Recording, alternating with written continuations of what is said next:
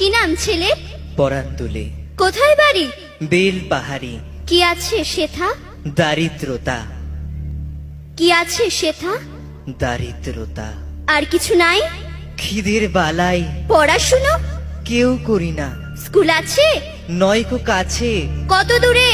দেবান্তরে। Master কটা? মোটে একটা। স্কুল চলে? গোলেমালে বাবা আছেন?